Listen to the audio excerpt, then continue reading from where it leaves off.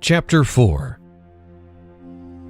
Once Jesus and his parents finished doing everything required by the law, they planned on returning to Bethlehem. However, elsewhere, Herod, who was still waiting for the wise men to return, after perceiving that he was mocked, became very angry, and he commanded certain men to go and kill all the children that were born in Bethlehem from 2 years old and under. While Herod was giving the orders, an angel of the Lord appeared to Joseph in a dream. "Get up," he said. "Take the child and his mother and escape to Egypt. Stay there until I tell you, for Herod is going to search for the child to kill him." Immediately, when it was still night, he wrapped the child, and with Mary, they fled to Egypt. While Joseph was still preparing to flee, Gabriel appeared to warn Elizabeth about what was about to happen.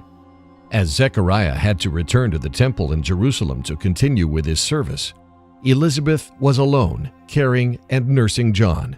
So she got up and fled to the mountains, where she looked around for a safe place to hide herself and her child. However, there was no secret place to be found. Then Elizabeth groaned within herself because she could not climb up the mountain to a higher ground, as she was very advanced in age. Behold, there appeared an angel who looked after them and protected them. Over all the hills of Bethlehem, because people were trying to save their own children, they reported to Herod's servants about the signs and wonders they had seen and heard. Once Herod heard this, he commanded his servants to search for John, son of Zechariah, and Jesus, son of Joseph.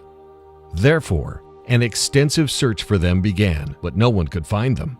When Herod heard this, he sent his servants to interrogate Zechariah, who was in service at the temple.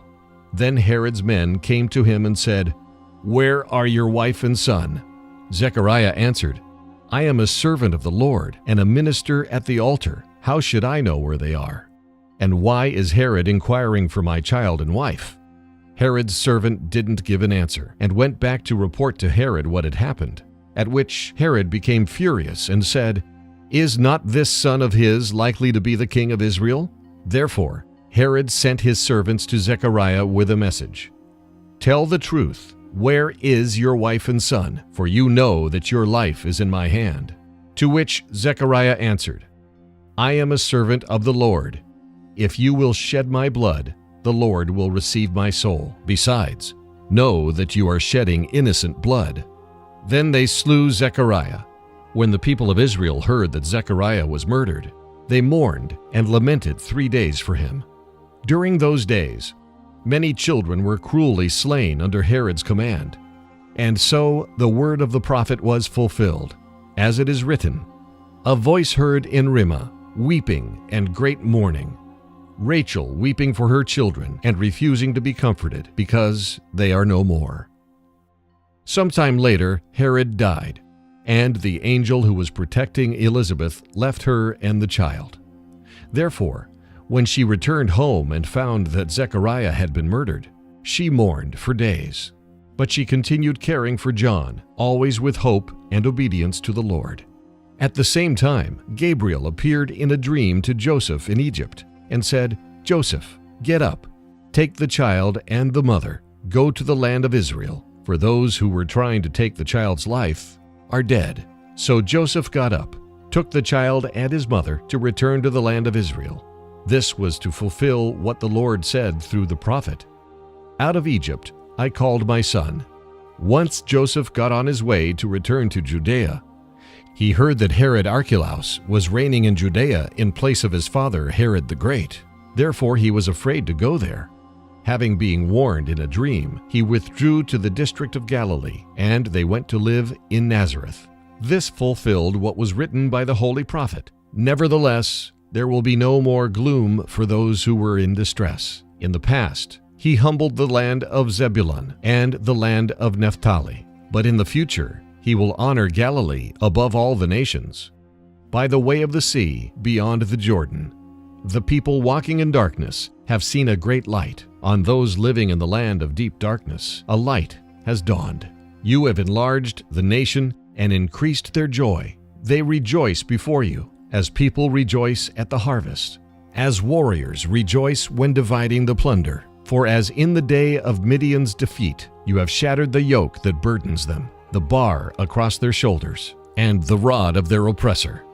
Every warrior's boot used in battle, and every garment rolled in blood, will be destined for burning, and will be fuel for the fire. For to us a child is born, to us a son is given, and the government will be on his shoulders, and he will be called Wonderful Counselor, Mighty God, Everlasting Father, Prince of Peace. Of the greatness of his government and peace there will be no end. He will reign on David's throne and over his kingdom, establishing and upholding it with justice and righteousness from that time on and forever.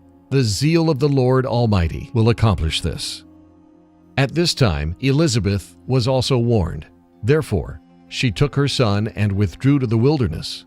Elizabeth raised John according to the law, living in peace and faithfulness until she fell asleep and went to rest with her ancestors. John, now an orphan, continued growing up in the wilderness. Meanwhile, Joseph and Mary understood the enormous responsibility to be guardians on earth to the Son of God. They made their best effort to keep Jesus safe and under the customs of the law. The child grew and became strong. He was filled with wisdom and knowledge, and the grace of God was on him. Every year, Jesus' parents went to Jerusalem for the festival of the Passover. When Jesus was 12 years old, he and one of his parents went up to the festival according to the custom. After the festival was over, while his parents were returning home, Jesus stayed behind in Jerusalem, but they were unaware of it, thinking he was in their company. They traveled on for a day. Then they began looking for him among their relatives and friends. When they did not find him, they went back to Jerusalem to look for him. After 3 days, they found him in the temple courts, sitting among the teachers, listening to them and asking them questions.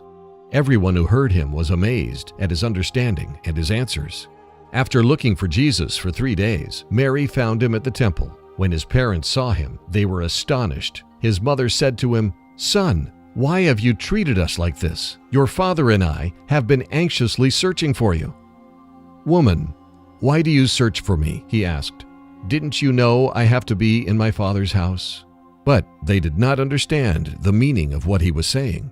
Thereafter, Jesus went back, and he was obedient to his parents, honoring them and loving them. In the years to come, Joseph and Mary continued with faithfulness and humility, serving God as guardians of the Lord Jesus, the Messiah, which in Hebrew is Messiah, and in English is understood as Anointed One, and in Greek, Christos or Christ.